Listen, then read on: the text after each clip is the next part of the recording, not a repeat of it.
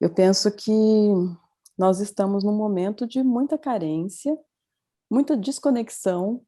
A saúde, da forma como eu conceituo saúde, ela é a integração harmoniosa das diferentes dimensões, pessoais, sociais, coletivas, ecológicas e cósmicas.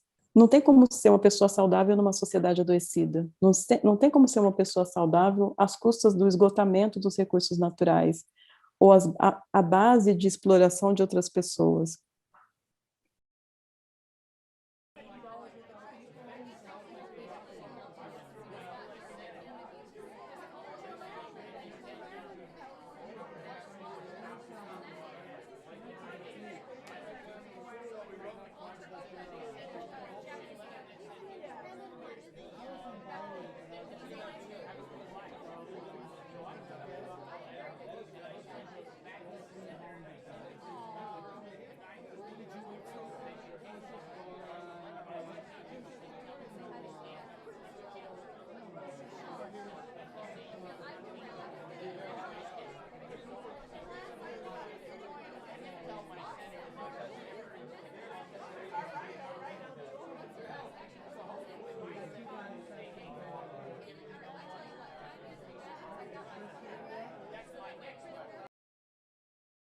Clélia, boa tarde, Tudo bem. bem-vinda aqui ao canal Inconsciente Coletivo.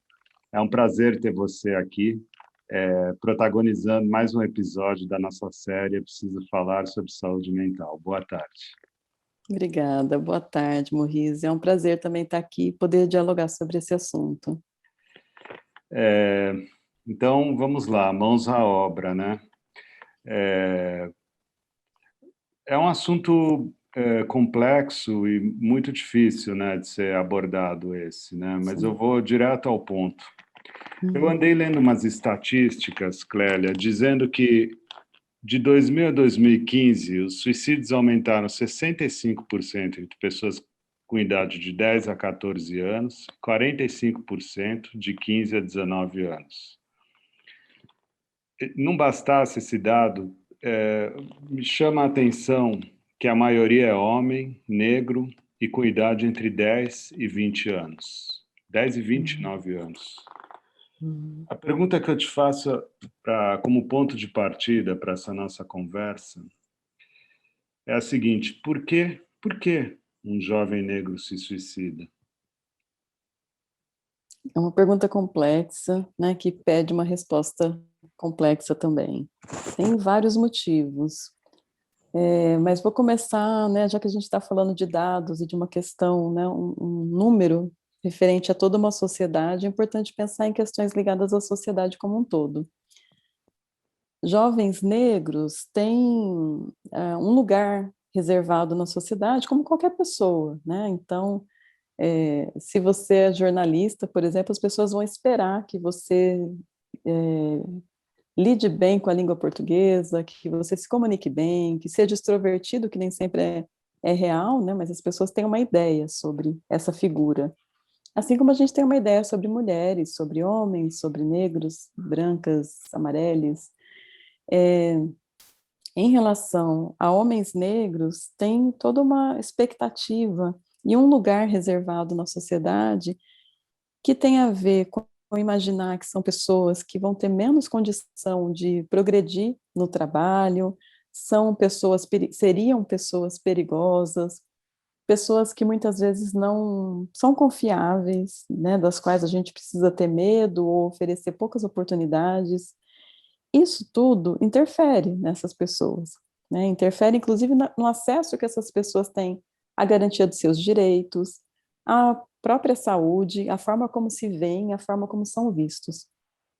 Isso vai impactar tanto a forma, por exemplo, em que são abordados pela polícia, a forma como são recebidos num serviço de saúde, a forma, eu lembro, por exemplo, para dar já um exemplo aí nesse ponto, de um trabalho que nós fizemos, né, no Instituto Alma Psique e Negritude, do qual eu faço parte, fizemos um trabalho com gestores da saúde.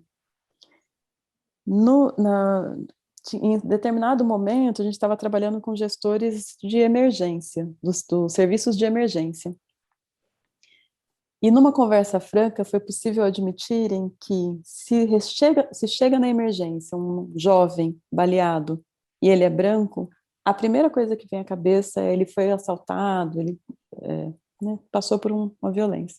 Se é um jovem negro, a primeira coisa que vem é a polícia atirou, ele estava assaltando e revidaram.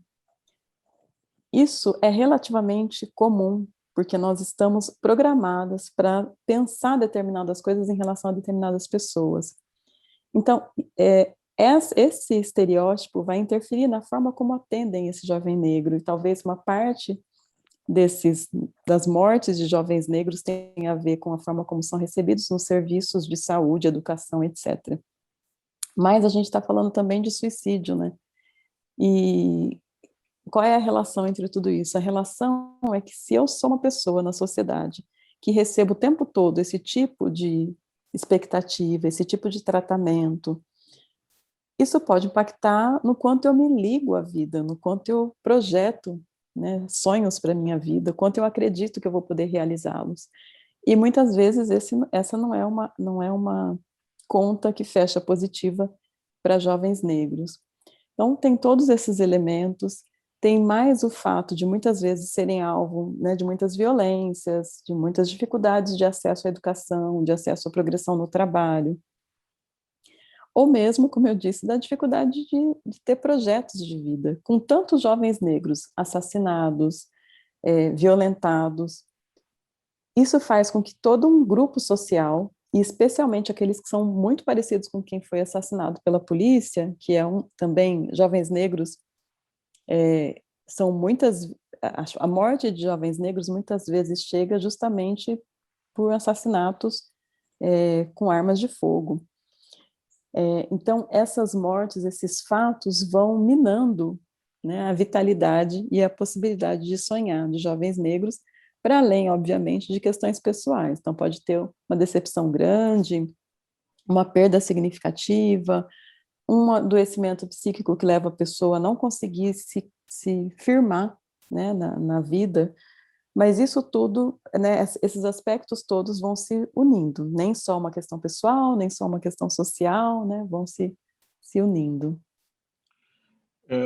E no âmbito das universidades, Clélia, o que acontece, Importante, né? importante falar das universidades, porque é um dos espaços em que esses adolescentes e jovens estão nesse momento da vida, um espaço muito sonhado, muito difícil de entrar, e que também, muitas vezes, é um espaço de sofrimento. Tem sido comum, infelizmente, assim como nós tivemos nos últimos 10 anos um aumento enorme de pessoas negras nas universidades, de jovens negros e negras nas universidades, por conta das cotas, né, das ações afirmativas, ao mesmo tempo, a universidade continua, não basta entrar em pessoas negras, a gente precisa mudar a universidade. E a universidade continua sendo heteronormativa, racista, com uma lógica capitalista, né? Porque a sociedade é assim, então a universidade também. E o que acontece é que muitas vezes jovens negros entram na universidade e tem um impacto, né, de como vão ser recebidos, de quais são as teorias que vão ler, como é visto, como são vistos os referenciais que têm a ver com seus ancestrais, a dificuldade de ter o seu modo de falar, de se expressar, de se movimentar, também recebido como válido, assim como outros modos. Então, é muito comum. Na minha clínica, eu vejo, né, recebo muitas vezes jovens negros e negras em sofrimento. Também no AMA, né, que falei desse trabalho, a gente recebe muitos pedidos de ajuda e fizemos um trabalho de 2 anos de atendimento coletivo de jovens negros universitários e universitárias, porque justamente é um espaço muito difícil de se manter. Tem as suas portas abertas, né? Bom, às vezes nem isso, mas de modo geral tem, né, o acesso. Sabemos que tem o acesso, mas esse acesso não é tão universal. A gente precisa falar francamente disso. E estar num lugar em que meu corpo percorre aquele espaço, mas eu só vejo corpos parecidos com os meus para limpar o chão, para cozinhar, que são tarefas tão válidas quanto dar aula, mas seria importante que a gente também estivesse na docência, como chefia de departamento, nas referências bibliográficas, na forma que a gente organiza a aula. Vou dar dois exemplos simples. Um deles é como a gente aprende, né? A gente aprende na universidade numa lógica muito taylorista, né? Em fileira. Isso lembra muito linha de produção. A gente dificilmente senta em círculo, que é algo muito comum nas manifestações africanas e afro-brasileiras. Isso já me dá uma dificuldade de familiaridade, né? Ou ainda, eu mesma, né, tanto na USP, onde eu fiz mestrado e doutorado, quanto numa experiência no exterior, na Universidade do Texas, em Austin, eu posso te contar algumas situações em que eu tive que explicar que eu era estudante, porque primeiro vem, né, vários outros papéis sociais. Então, é muitas vezes um lugar onde a gente chega tensa, onde a gente sofre para poder escrever numa linguagem que não é especificamente aquela linguagem formal da universidade, né? Então, vários elementos aí dificultam, sim, a permanência, não só o acesso, mas a permanência de pessoas negras e de referenciais negros na universidade. O que você escuta na clínica? Na clínica eu escuto desde pessoas dizendo que está insuportável, né, se manter naquele espaço. Tem uma outra situação muito comum, desde pessoas que vêm dizendo, olha, eu vim procurar uma psicóloga negra porque eu preciso falar de racismo. E aí eu sempre vou dizendo, né, olha, não necessariamente precisaria ser uma psicóloga negra, minha experiência não é exatamente a sua. E pode ser que deveria ser possível falar disso com qualquer psicóloga. A gente não tem necessariamente essa regra de que quem é negro vai entender negro. Mas, infelizmente, no Brasil, muitas psicólogas não pensam o racismo como um dos aspectos a serem considerados, e não só com pacientes negros. Qualquer pessoa em terapia deveria pensar a sua racialidade. Mas, enfim, então, as pessoas chegam muitas vezes na clínica dizendo, olha, eu sofri racismo na universidade, eu procurei o serviço de apoio e desqualificaram a minha experiência, dizendo que não era racismo, que era persecutoriedade, que era, enfim, muitas vezes, inclusive, sendo patologizados, né, psicopatologizados. Então, chegam porque confiam que ali essa experiência vai ser ouvida, compreendida. Outras vezes, é um sofrimento por não poder utilizar os referenciais, né?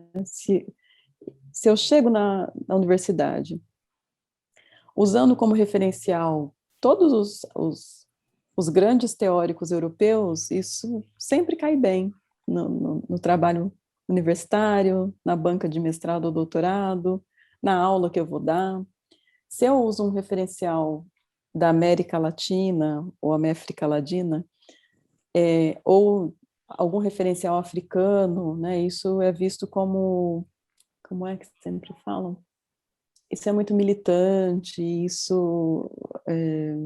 mas isso é muito parcial, teria que ser algo mais universal, mas na verdade, né, tudo é parcial, a gente só está dizendo de que parte é. Uhum. Então, são essas falas que eu escuto na clínica, e outras, assim, das pessoas quererem pôr a mão no cabelo para ver se é o tempo todo, assim, às vezes é bom chegar na universidade para estudar, né, mas assim, é o tempo todo esse estresse, né, por exemplo, né, perguntando se, o seu cabelo lava, posso pôr a mão? Nossa, que diferente, você que exótico. E ouço, inclusive, Maurice, não só de estudantes, eu ouço de professores universitários, né, essa semana numa aula ouvi um professor universitário de uma universidade federal, concursado, que a cada vez que muda os seguranças da entrada, ele precisa parar com o carro para provar que é professor, quando outros professores passam livremente. Então, é sempre uma experiência de estar... E realmente tem persecutoriedade. Como é que não se fica persecutória depois de tantos ataques? Uma mulher não sai à rua à noite sem considerar que ela pode ser atacada. Um jovem negro não sai na rua à noite sem considerar que podem desviar dele com medo. né? E a gente vai, então, tendo, sim, uma persecutoriedade que é fruto de tantas violências sofridas, acumuladas, e da gente, infelizmente, só ficar esperando quando é a próxima, né? Enquanto isso, também acho importante dizer, vão se produzindo estratégias, né, de resistência, de cuidado, que também são muito importantes. É muito comum na clínica as pessoas dizerem do quanto é valioso grupos de estudantes negros, grupos de manifestações culturais africanas e afro-brasileiras, ou fora da universidade, poder encontrar pares que possam discutir outros referenciais teóricos. Então, as estratégias têm sido comum esse ataque à nossa possibilidade de sonhar, mas tem sido comum também, né, as nossas resistências e a importância da coletividade, das alianças com quem não é negra ou negro, e também compreende, né, e faz uma avaliação do seu lugar e procura contribuir para uma mudança social. Então, é tudo isso que eu vou ouvindo na clínica. Você tem uma expressão, né, que é aquela passei dos 30. Como é que ela é Sim, mesmo? Passei dos 30, passei da expectativa, né? isso. É, muitas vezes, jovens negros, justamente por conta desses dados que você apresentou, jovens negros que estão cientes do contexto sócio-histórico pautado pelo racismo vão ter esse receio de que talvez sejam atingidos e que talvez virem estatística, né, de que talvez virem um desses números que sempre crescem. Seja de jovens negros que morrem, como você colocou aí os dados, a violência contra mulheres, que diminui para mulheres brancas, mas aumenta para mulheres negras. São momentos que deveriam ser triviais, né, da vida de uma pessoa e que muitas vezes viram uma expectativa de que pode acontecer uma violência. Então, muitas vezes nas redes sociais, homens negros que chegam à maturidade, aos 30 anos, se tornam adultos, comemoram nas redes sociais não apenas mais um ano de vida, não apenas cheguei à fase adulta, mas superei as estatísticas, né, consegui sobreviver. E essa é uma forma de comemorar de quem entende que realmente o projeto, né, a programação social era de que fosse exterminado, né, como se vê aí. O número de jovens negros assassinados no Brasil corresponde ao número corresponde a mortes ocorridas em países em guerra. Então, para jovens negros, eles vivem num país em guerra. Tem mais uma cena que eu queria contar também, se perguntou da clínica, né, e dessas situações. Jovens negros, né, eu lembro de um amigo que, no meio de uma aula, ele se emocionou, contando para a gente que o filho dele tinha feito 13 anos, e que, ao mesmo tempo, tinha passado pela primeira revista, né, pela primeira revista policial, tinha sido abordado pela polícia. E ele se emocionou não só por, né, por isso ter acontecido, por estar preocupado com o filho, e é aquele momento em que o filho vai começar a sair sozinho, né, e ele com receio, mas também porque o dele também foi aos 13. Então, ele imaginando tudo que poderia acontecer na vida do filho. E é por isso que muitas vezes mães negras, assim como outras mães, vão dizer para o seu filho adolescente ou jovem: pega o agasalho, né, quando vai sair, pega o agasalho, pega o guarda-chuva. Mas a gente também diz: leva o documento, não corre na rua. Se tiver uma briga, sai de perto, mesmo que seu amigo esteja apanhando injustamente. Não usa capuz. E tudo isso são informações para um jovem negro que precisa sair para uma rua em guerra, né? Então, é tudo isso que faz, num outro extremo, um jovem negro se suicidar, mas que tem a ver com todas essas questões, né, que podem levar a um ato pessoal e que precisa ser considerado pessoal. Não estou dizendo que a gente não tem autonomia, né, a gente tem, mas são todas essas questões, né, sociais, pessoais, familiares, tudo isso em conjunto. Falando em referências bibliográficas, sobre o legado da Grada Quilomba, que ela é psicóloga também, né? Sim. sim. dialoga com essa questão do suicídio, a fala dela, Dialoga, dialoga. A Grada Quilomba, gosto muito da produção dela, né? Tem esse... Primeiro porque ela tem esse trânsito, né? É, de uma origem cabo-verdiana, uma experiência portuguesa, e chegando na Alemanha. No livro dela, Memórias da Plantação, ela vai contando, né, que, aliás, ela fala também de universidade, né, estávamos falando disso, de todas as situações que ela, mas que principalmente as entrevistadas dela vão vivendo, né? Então, inclusive na universidade. Ela fala também, tem um trecho que eu gosto muito, assim, quando ela diz que é importante para a gente escrever, né, porque escrever é recontar a história, é ressignificar o que acontece com a gente, o que aconteceu no mundo, e que é uma forma de poder enterrar justamente aquilo, né, os nossos. Inclusive porque, Maurice, é, um suicídio, um assassinato, né, ele não é apenas de um corpo. O próprio genocídio. O genocídio no Brasil não é apenas dos corpos negros, né, ele é das epistemologias negras, dos referenciais religiosos, filosóficos, políticos. E por que eu estou dizendo isso? Porque, e já volto na Grada Quilombo, porque muitas vezes, é, quando um jovem é assassinado, começa a surgir uma história sobre aquela morte. E muitas vezes é uma história sobre a dignidade daquele cidadão. E é comum, né, mães negras contarem que, além de matarem o seu filho, produziram uma história para dizer o quanto ele não era uma pessoa de bem, enfim, esses termos todos. É, além disso, muitas vezes é naturalizada essa morte. A gente vê, né, e a gente sempre tem que se abalar em relação a uma morte, mas a gente tem casos na sociedade, alguns inclusive próximos, né, assim, não passou muito tempo, de crianças que sofreram abusos ou foram assassinadas, e tem uma comoção que é importante que tenha. Mas dependendo de quem é a criança, dependendo de quem é o jovem, a comoção não é a mesma. E então, tem quando a Grada Quilomba fala, né, de precisarmos reescrever a história, enterrar bem os nossos mortos, tem a ver com poder recontar essa história que só tem uma perspectiva, tem a ver com poder colocar na universidade outros referenciais, tem a ver com poder escrever nossos textos assim como que ela escreve, e isso ser tão válido e tão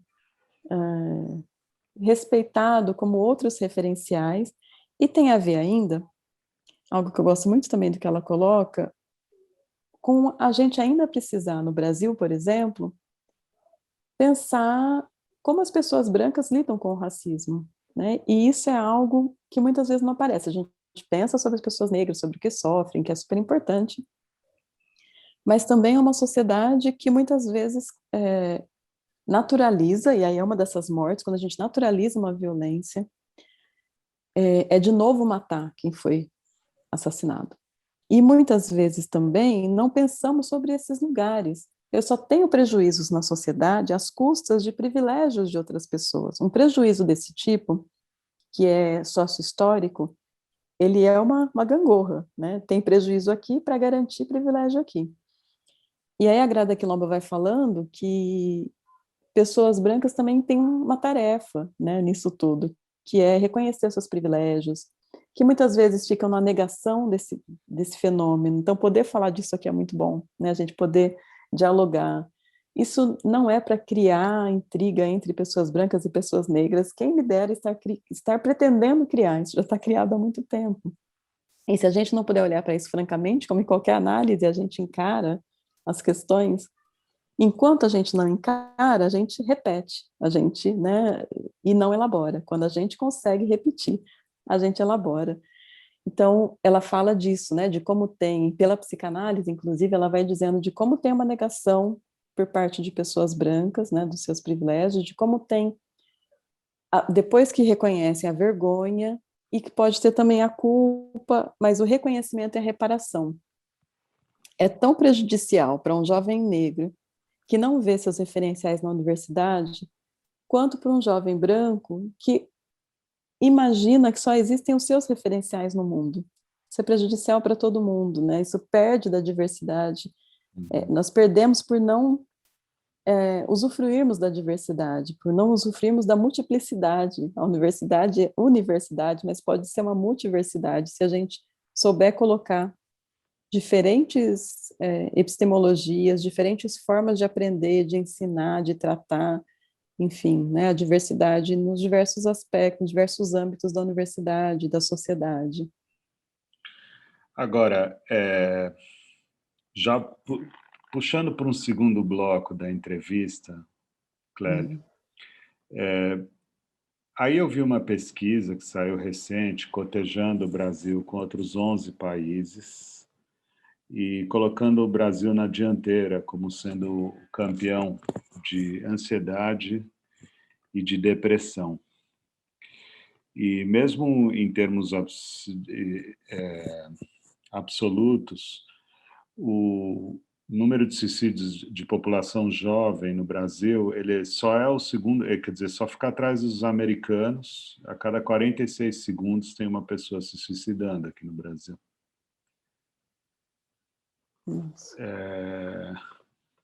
E aí, como é que a gente, quer dizer, assim, a gente está num contexto, né? Um contexto, como você comentou, ele, quer dizer, o racismo é um elemento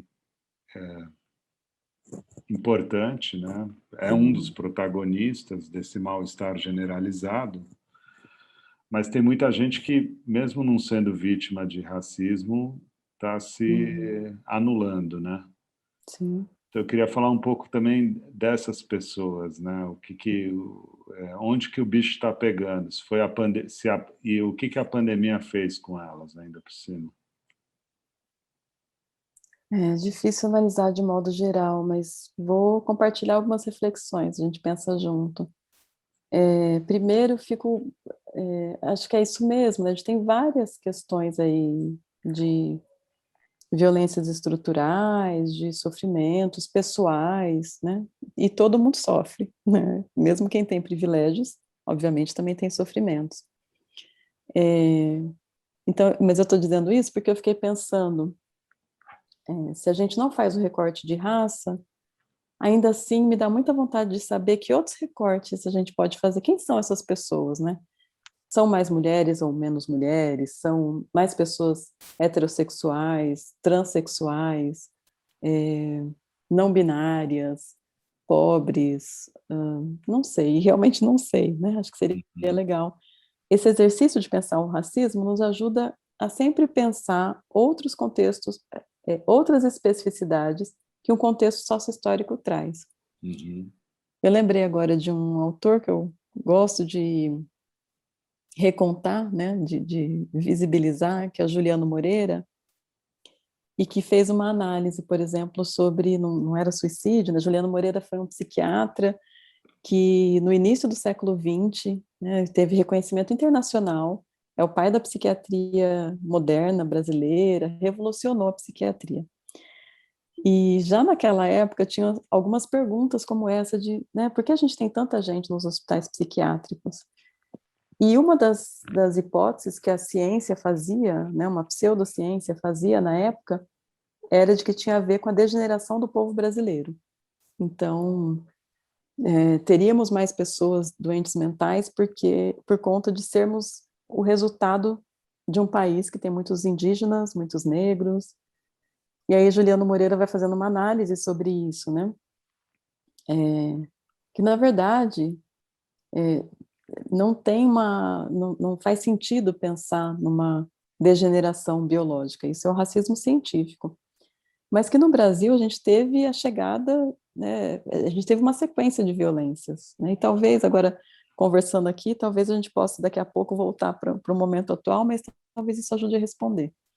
Porque nós somos um país, o país chamado Brasil, né, porque já éramos um país antes, mas enfim, temos um país formado pela vinda de portugueses, né, que chegam também em situação de dificuldade, de sofrimento, na época com um cuidado em saúde mental precário, e que chegam num país diferente, muitas vezes, inclusive, já com ameaças, né, nos países de origem, ou já com doenças mentais, porque tinha muito essa coisa também de excluir da sociedade, né, pessoas que tinham problemas, e algumas pessoas chegaram no Brasil, inclusive, por essa via.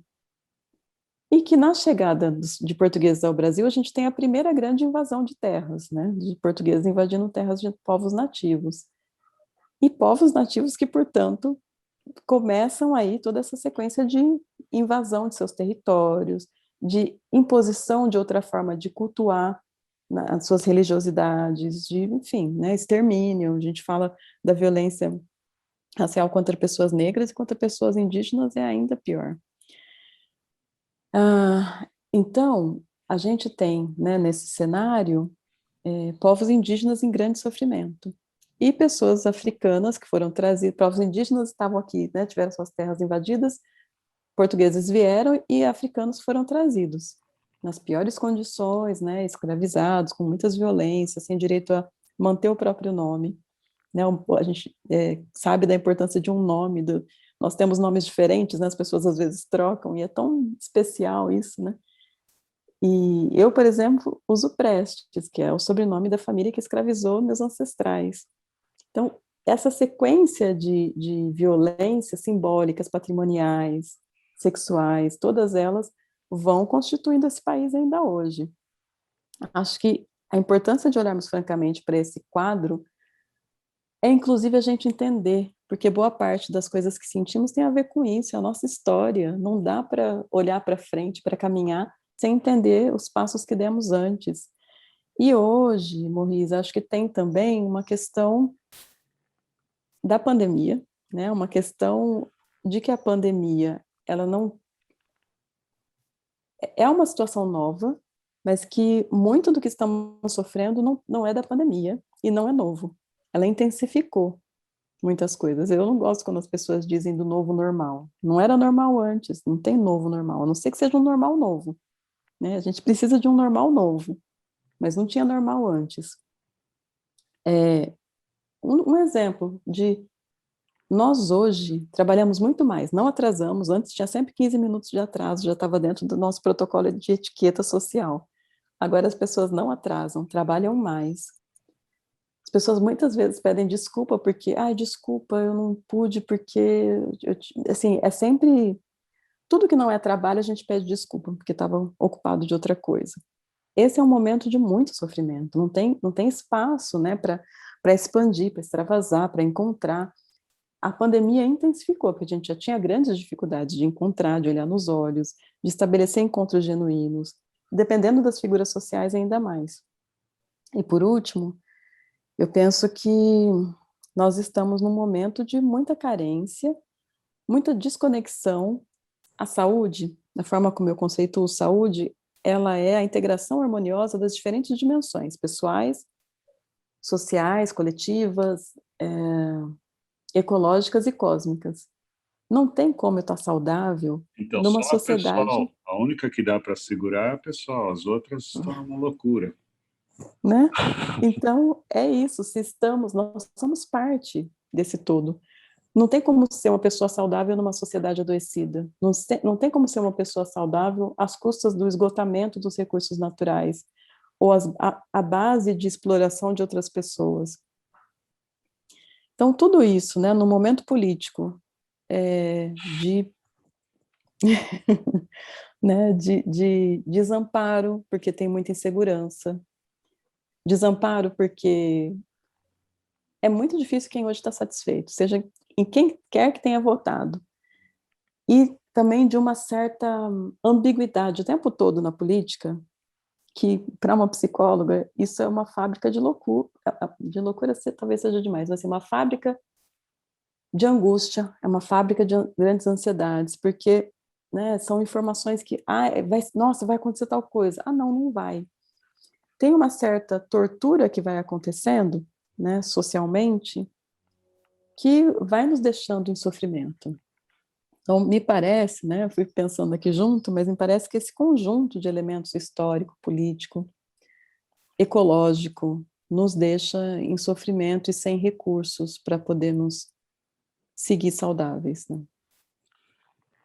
é, é, é, quando eu cheguei aqui no Brasil nos anos 70, né? Eu era muito menino, mas eu ouvi por mais de uma vez a ideia da cordialidade e da democracia racial. Houve um Uhum, tempo em que essa era a ideia, ou eu sim. estou enganado, predominante, digamos assim, o senso comum era esse. Uhum. Eu- Houve um momento em que era, para muita gente ainda afirma isso. Uhum. E essa é uma cordialidade. Eu tenho um amigo cubano, negro, que ele me questionava muito disso. Ele falava, me enganaram, diziam que aqui tinha cordialidade, eu não vejo essa cordialidade. E talvez tenha sido diferente mesmo para ele. Mas essa, Maurice, o que a gente tem hoje é fruto de uma campanha publicitária, vamos dizer assim. Eu falei agora há pouco do Juliano Moreira e, de novo, preciso voltar, né, para vir de novo para o momento atual. No final do século XIX, assim que se deu a dita abolição da escravatura, ela, nós tínhamos na sociedade um conjunto de pensadores, religiosos, governantes, que entendiam que o Brasil era uma sociedade degenerada e que precisava ser mudada, ser cuidada, melhorar.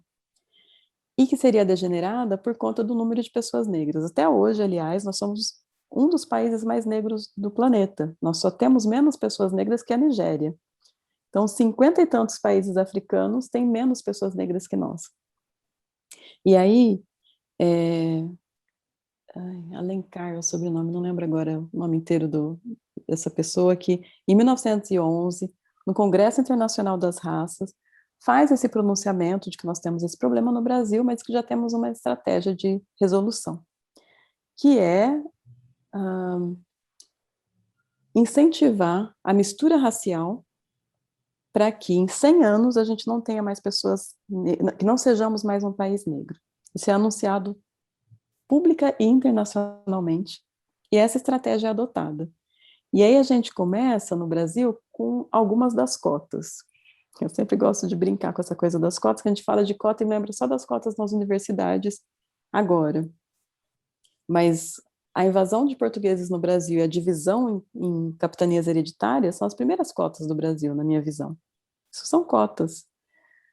Nesse momento, né, no Brasil, no final do século XIX, início do XX, o governo brasileiro começa a abrir o Brasil, incentivar a vinda de imigrantes, justamente para essa estratégia de mistura e embranquecimento.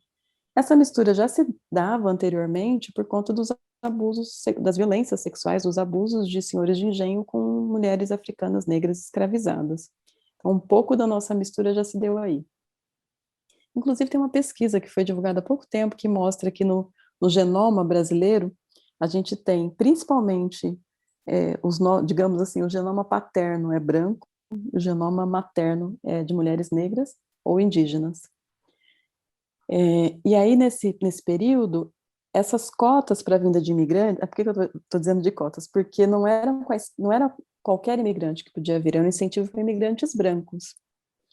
E justamente para ter essa mistura. A gente também teve cotas de pessoas, dessas pessoas nas indústrias, porque era um período ali, né, da industrialização, que inclusive foi o que forçou o Brasil a fazer a legalizar, né, a firmar essa abolição. E aí a gente tem também, depois disso, um pouco, né, algumas décadas depois, Gilberto Freire fazendo essa campanha de que a gente teria uma democracia racial. Na década de 50, vem para o Brasil, depois da Segunda Guerra, né, todo esse horror do planeta em relação às intrigas entre raças, né, que a gente ainda hoje vê muito. Então, a Unesco fica curiosa para saber, né, o que o Brasil tem, como que lá conseguem ter cordialidade e democracia racial. E aí vem para o Brasil alguns pesquisadores para fazer o projeto Unesco, que é uma pesquisa para descobrir como é essa cordialidade. E comprovam o que a gente já sabe, não tem essa cordialidade, não tem democracia racial no Brasil. Não teve, não tem. democracia racial ainda estamos distantes, pode ser um horizonte, acho que é importante ter isso como sonho. Gilberto Freire estava errado. Gilberto Freire foi coerente com sua tentativa de construir uma imagem, né, que precisava ser construída. Assim como Monteiro Lobato, a gente tem várias figuras que foram muito eficientes, né, na sua proposta de construir uma imagem de Brasil, né? Monteiro Lobato, quando constrói uma figura, né, que é a avó, né, e que organiza, que gerencia toda a casa e que é branca, e uma figura negra que serve o tempo todo, muito dócil, né? Enfim, a gente tem o tempo todo produções. O racismo, ele não é apenas, não só o racismo, nas violências todas, a heteronormatividade, o patriarcado, as, as, as discriminações geracionais, os capacitismos, isso tudo não é apenas assim uma pessoa que tem um problema de caráter, que é má e que pretende maltratar a outra pessoa. Isso é um exemplo de discriminação racial, de gênero, geracional, territorial.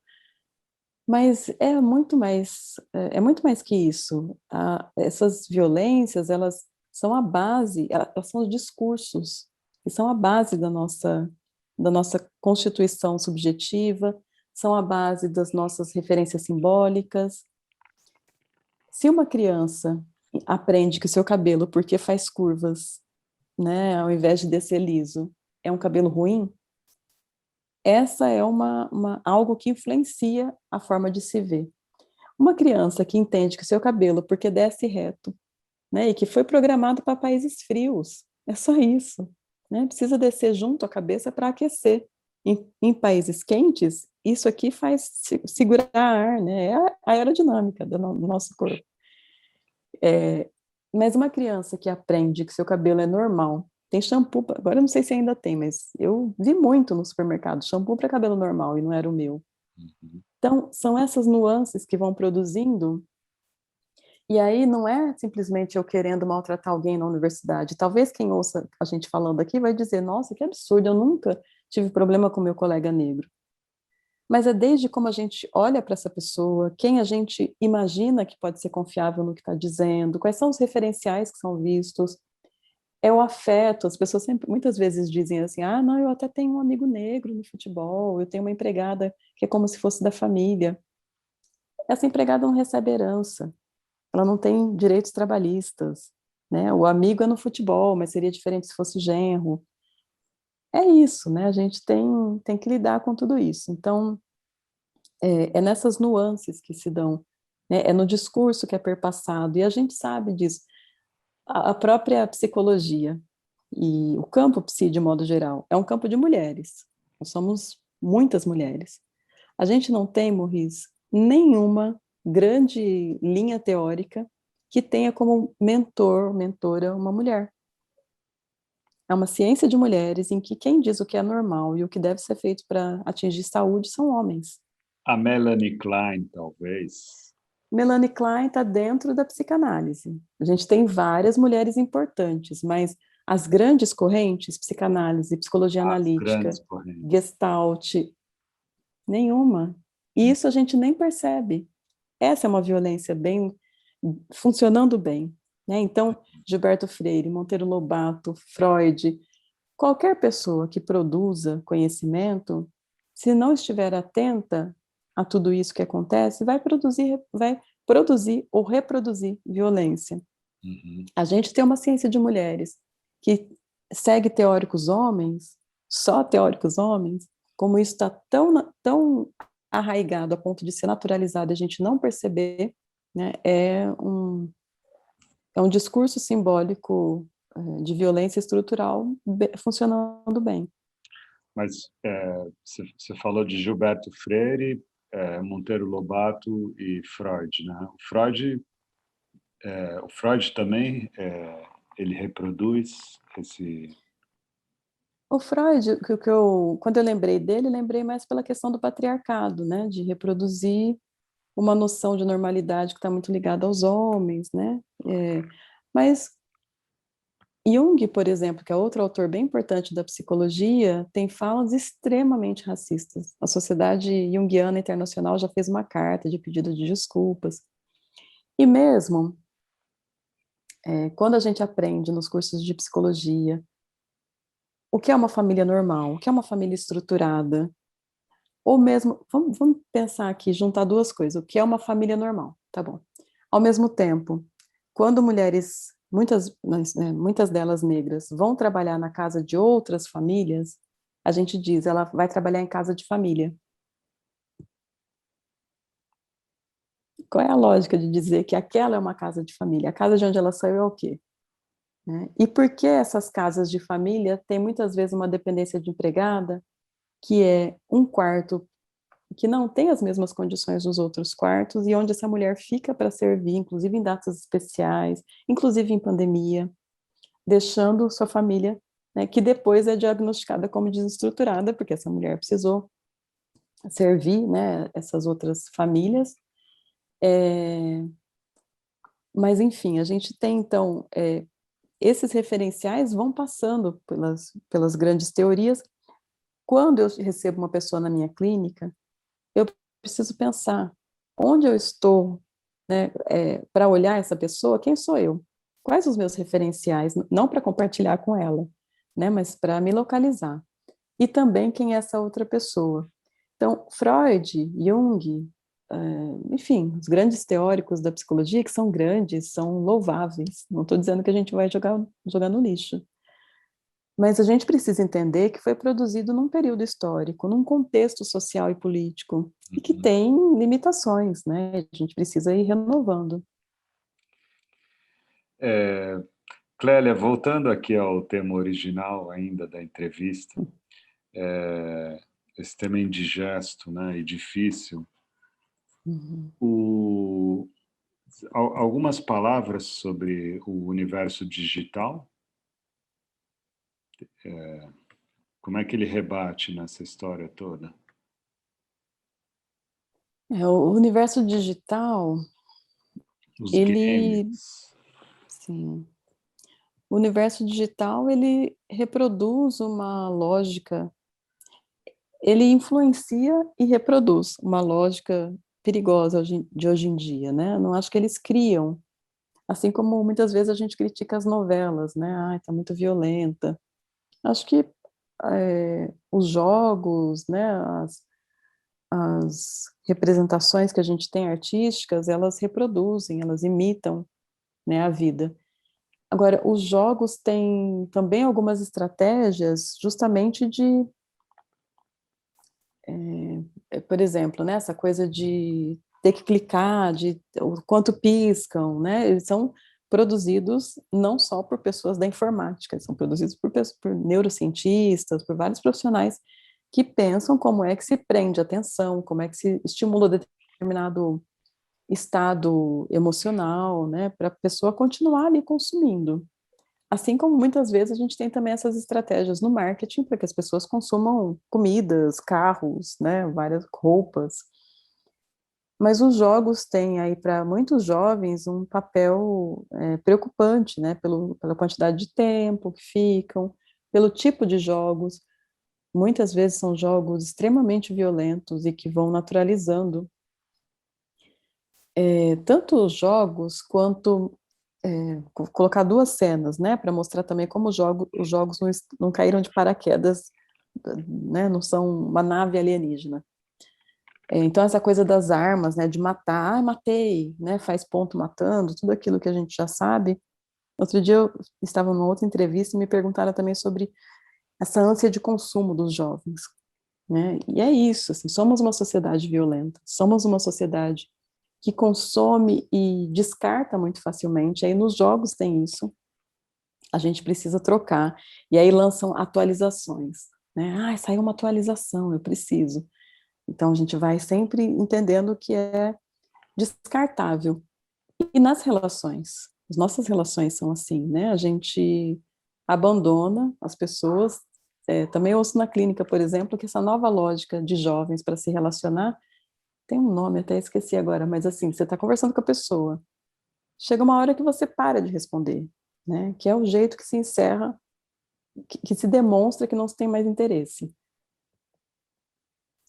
Tem uma coisa de trocar também tá tudo bem, né, com a juventude reinventando as formas de amar, de se encontrar, de fazer sexo, mas tem também um incentivo ao acúmulo que muitas vezes não tem a ver com liberdade, tem a ver com estar preso de novo a uma lógica, um discurso que nos convence de que a gente precisa de quantidade.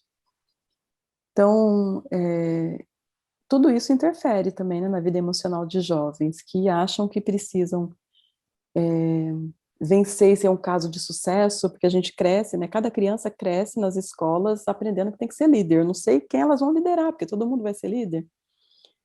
Ou cresce achando que tem que ser um ator de filme pornográfico no sexo, porque tem que fazer, né, tem que ser uma coisa performática. E muitas vezes, inclusive, nem tem experiência sexual, mas precisa dizer que tem, né? Isso também pode ser extremamente ansiógeno para um jovem que ainda está tentando descobrir, se localizar e tem toda uma demanda, né, de forma de estar no mundo. Então, os jogos, né, todas as cobranças, não é nem cobrança, mas os incentivos, né, que a mídia também traz para o que a gente precisa fazer, como a gente precisa ser incrível e se sobressair sobre outras pessoas, seja no jogo, seja nessa disputa por ser celebridade, ser o primeiro da turma. Isso tudo pode ser muito exigente para alguém que está ainda frágil, apesar de ser grande, de ter idade, muitas vezes ainda muito frágil diante da vida, muito perdido, né, ou sem a necessária rede de apoio, né? Qual o papel da família nisso? O papel da família é essencial, né? O papel da família é oferecer contorno, né? Um contorno que é ajudar a acolher nesse jovem chega com a frustração de não ter conseguido, ajudar inclusive a mostrar que está tudo bem não conseguir, a gente também não consegue, a gente que é adulto também não consegue muitas vezes, mas a gente continua tentando, né? É de apoiar, não fazer pelo adolescente ou jovem, mas apoiar, é, é dar limite, né? Tanto colo para quem precisa de colo, limite para quem precisa de limite, de novo aí preciso dizer, né, do quanto é importante, a gente está falando de tantas violências, né, e muitas vezes quando tem um caso de violência entre jovens, na escola, na universidade, se acolhe a pessoa que sofreu a violência, o que é super importante, mas a gente muitas vezes não olha para quem cometeu a violência como alguém que também precisa de cuidado, de limite, né, sim, mas de cuidado no sentido de ajudar essa pessoa a rever como ela entende. Muitas vezes também é uma violência fruto de uma grande insegurança, né, que foi revertida, não que isso justifique, mas muitas vezes explica a violência. Então, a família é esse espaço também que quando chega um jovem que foi agredido, que está muito inseguro, que pode coletivamente ali ser um espaço de elaboração, né, coletiva para isso tudo, de inspiração. E a família, que pode ser a família biológica, né, tomara que possa ser essa família biológica, e que às vezes não vai poder ser essa. Ou porque a família não tem condição, ou não está disposta, ou não está perto, né, muitas vezes, e jovens são dos grupos, né, muitas vezes, para além da família biológica, tem uma família escolhida, tem um grupo de pessoas significativas, tem uma professora ou professor que tem esse lugar, né, de um referencial, tem uma figura que não é conhecida pessoalmente, mas que funciona como alguém, né, é muito comum, por exemplo, a gente contar que escolheu a profissão com base em algum professor que era inspirador. Então, a família tem esse papel, acho que nós adultos, né, de modo adultas, adultos, de modo geral, temos esse papel na sociedade, né, de olhar para essa faixa etária, assim como para a velhice, né, mas assim, de olhar para que são dois momentos da vida em que a gente muitas vezes não identifica sofrimento. Jovens são muito expansivos, são expansivos mesmo, né? E essa expansão não necessariamente é alegria, não necessariamente é estar bem. Alguns, aliás, têm uma né, um excesso de movimento, de estímulos, né, então precisa ter, né, esse cuidado, essa atenção, e também, acho que para além dessas figuras que eu falei, a gente precisa de políticas públicas, né, porque jovens também, muitas vezes, o jovem, a jovem, não vai falar com a mãe, com o pai sobre questões de sexualidade, sobre algumas coisas que sofreu na escola, e vai procurar outras figuras, né, no caso da sexualidade, por exemplo, vai perguntar para outras, para colegas, vai buscar um posto de saúde. Então, também é importante que esses espaços estejam preparados para receber, compreender as especificidades e acolher e dar limite, enfim, tudo isso que uma pessoa jovem precisa. Quais são os sinais, e o que se pode fazer em termos de prevenção? Olha, como prevenção do suicídio, a gente precisa, né, de novo, conhecer bem essas pessoas para, inclusive, identificar quando tem alguma coisa que não está bem. Estabelecer o diálogo, sempre que possível, ou manter, né, o diálogo. Perceber também, tem muitas pessoas que vão mudando, né, e a família não... a pessoa deprimida, por exemplo, que é né, a depressão pode ser um dos pontos que pode levar a um suicídio. A pessoa deprimida não é só aquela pessoa que fica no quarto, não consegue sair, que também é um caso, né, muito importante de ser cuidado. Mas ela pode estar, por exemplo, numa sequência de saídas, não agora na pandemia, né, mas pode ser uma pessoa que está muito agitada, muito ativa, mas que é uma forma de não entrar em contato, né, consigo mesma, assim, de não, Uhum. de evitar, né, algo na verdade, de fugir do que dói, né.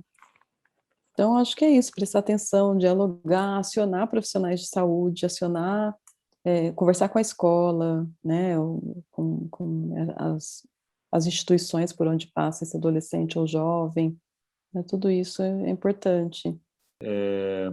Você tem esperança, Clélia? Sim, eu tenho esperança, né, eu sou militante, sou psicóloga, eu trabalho justamente com a esperança de melhoria. Eu só Uhum. posso ser psicóloga se eu tiver esperança de melhoria, eu só posso ser militante se eu tiver esperança de mudança. Eu tenho esperança também porque, né, eu pesquiso saúde e eu vejo que para reverter esses quadros são as manifestações das quais as pessoas fazem parte, né, os pertencimentos a grupos, a expressões artísticas, culturais, filosóficas, políticas. Tenho esperança também porque, como eu fui contando, existiram tantos projetos de extermínio da população negra, da população indígena, e a gente só está aqui porque, apesar de tudo isso que a gente precisou falar aqui hoje, também foram produzidas muitas estratégias de cura não só de nós, né, de cura da sociedade como um todo. Muitas propostas de melhoria dessa sociedade, né, ah, muitas alternativas de explicação do universo.